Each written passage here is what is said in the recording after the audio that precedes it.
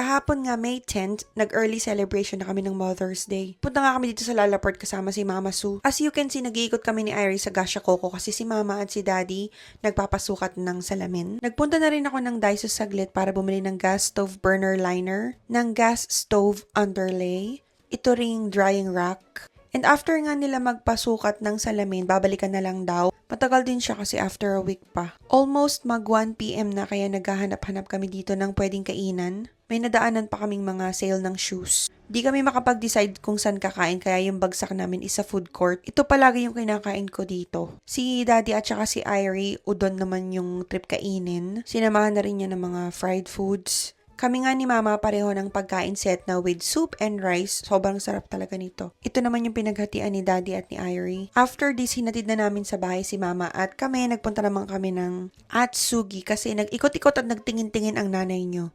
Pinapipili kasi ako ni Daddy ng Mother's Day gift. At siguro 2 days na ako nag-iisip kung ano ba. Ginabi na nga kami ng bongga bago makauwi ng bahay. Dumaan muna kami ng Max Value. Kasi may binili. Like this one, bumili na naman ako ng tomato. Bumili rin ako ng lemon. Tsaka ng isang orange. Ito yung need ko, another lumpia wrapper. At sinamahan na rin namin ng 2 ice cream. At yung itlog is life. Inabutin nga yun ng 1,058 yen. Or 403 in pesos.